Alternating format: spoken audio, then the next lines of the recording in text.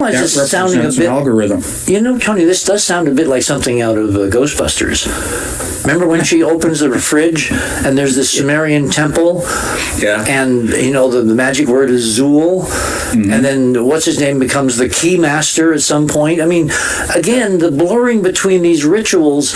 Do these guys at CERN, the fakers and the pretenders, this video notwithstanding, do the real guys at CERN believe that harnessing magic, harnessing ceremony, harnessing sympathetic vibration is a way to, along with technology, to change the world? And if so, what does that leave all the rest of us?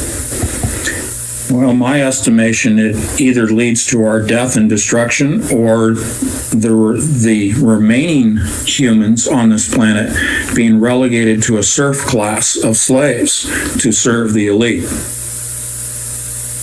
Okay.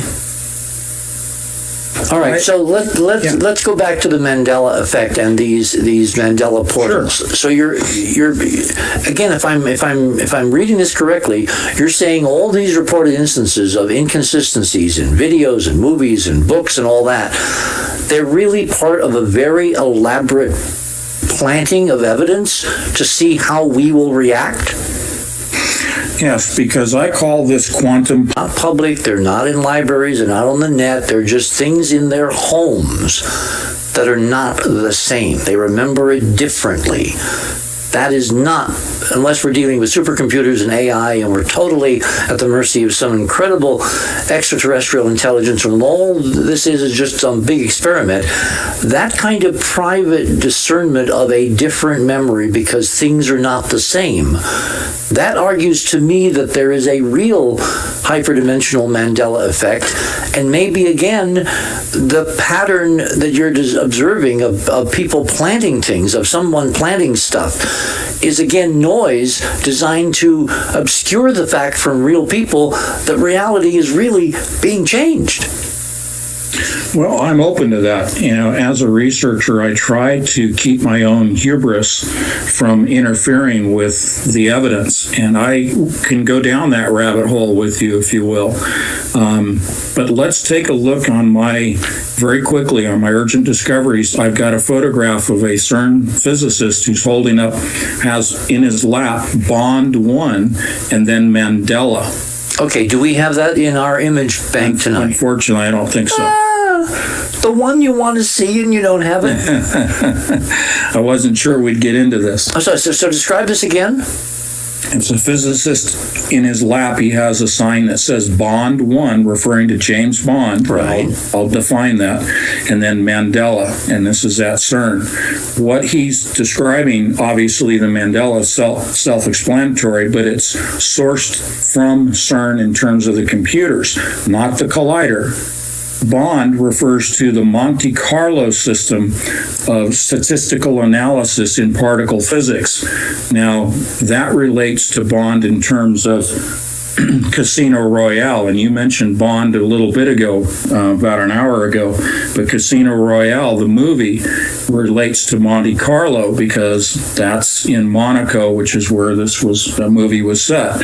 What they're saying here is that we're playing a game with you. Mandela effect is a game. It's a psychological operation.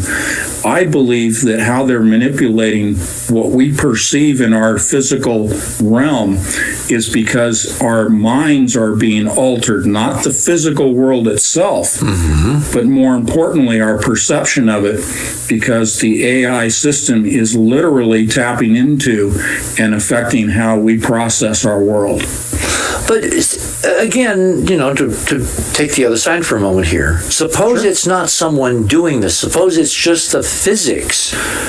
Because when I look at the physics of the Earth, of this solar system, I see enormous cycles. In fact, you made mention of it in the last hour. You said at an early age, you asked your parents, have you noticed that history repeats? Well, that is a remarkable deduction because on a large scale, in terms of the model, history does repeat. But the details are different, but the large-scale patterns of rise and fall and ascension and descension and all that. Yes, they are there. They're implicit in the physics of a rising and falling background.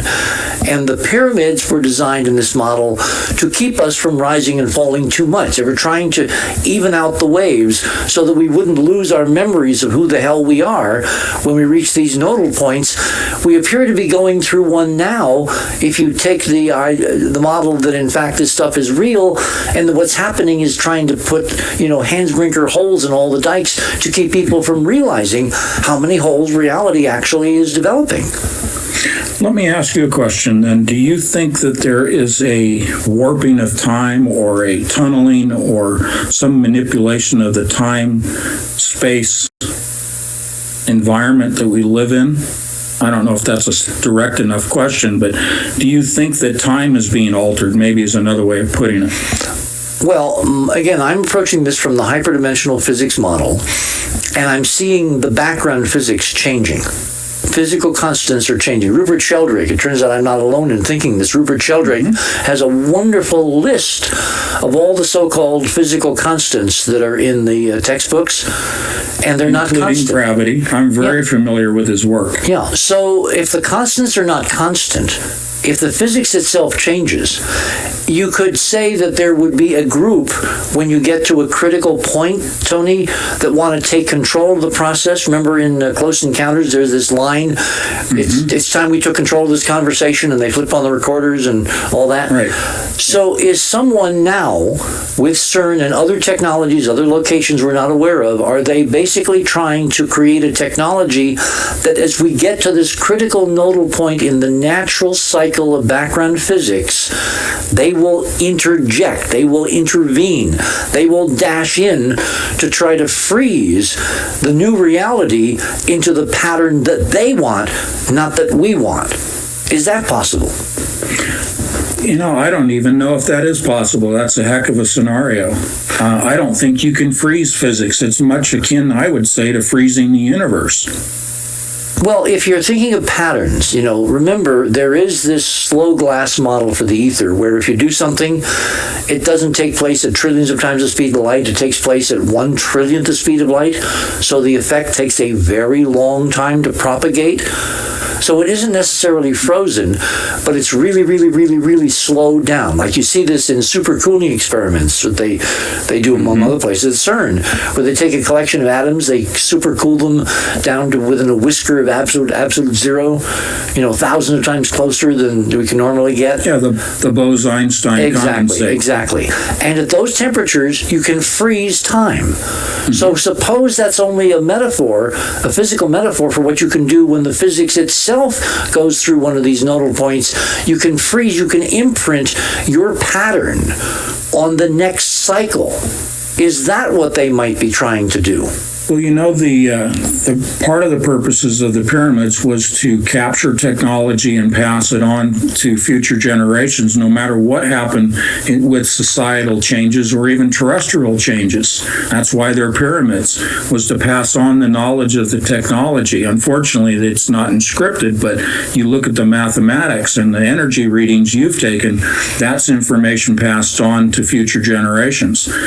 Now, my question is, are we, in our movement of our planet through the cosmos in general, the solar system, but the solar system itself moving through the galaxy and the plane of the galaxy, do you see that we are marking an age, much like the Maya talked about their age, the end of an era, the long count? Yes. And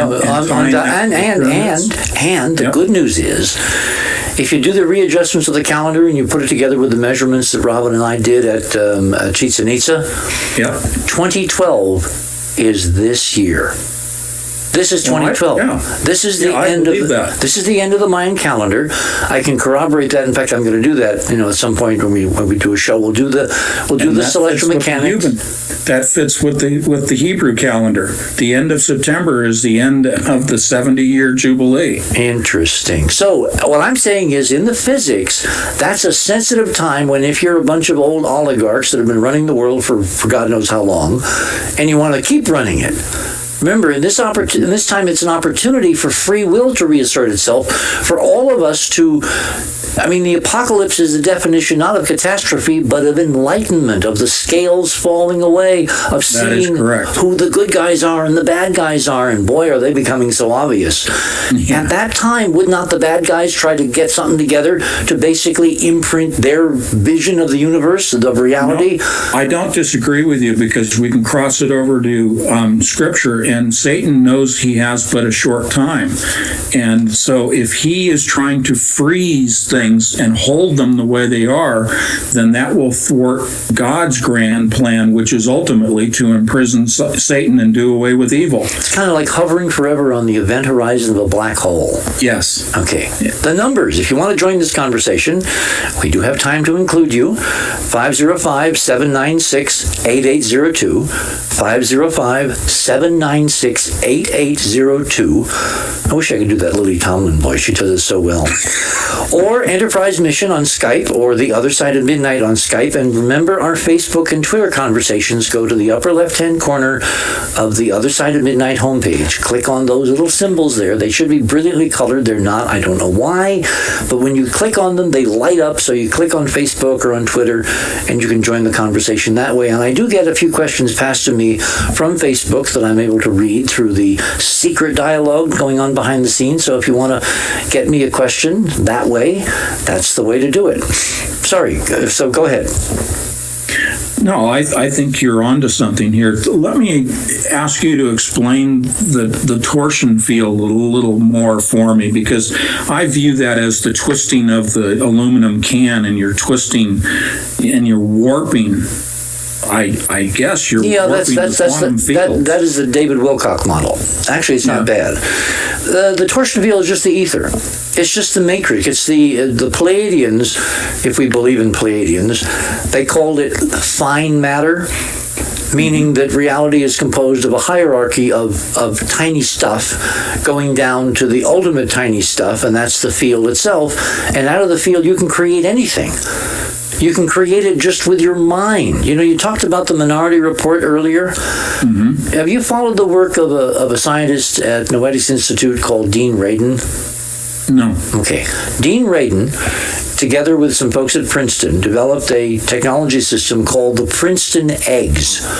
These are random number generators, and they put them all around the world. They're like hundreds and hundreds now all over the world, connected back to Princeton via the internet.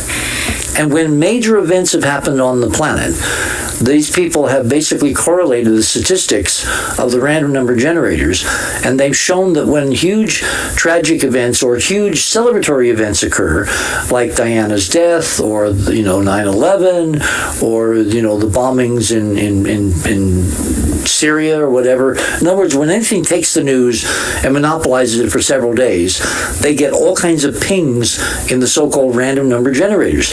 The random number generators become less random. And they're ordered. Yeah, and their model is that it's consciousness, human consciousness, which is focusing on those events and thereby causing tremors in the force, ripples in the field that generate less randomness at those times than at other times. That's their model. Okay? The cute part is that for 9/11, Radin reports that this ordering of the random fields occurred 4 hours before the first plane struck the first tower. Oh my goodness. So there's an incredible asynchronicity of time here. So who's getting information? In other words, this egg experiment shows that you don't need CERN, you just need to focus on a lot of people. And there now is a potential, if we created a physical matrix of enough eggs per square mile around the Earth, you could basically do what they did in the Minority Report. You could see bumps in the field in the non-random numberness of those eggs closest to what was going to happen. And you could basically say that in that square mile, something that was going to focus the world attention is going to happen in the next few hours. You don't know what it is, you don't know where it is, but it's somewhere within that square mile. That would be so incredibly helpful in averting, for instance, these so-called random terrorist events.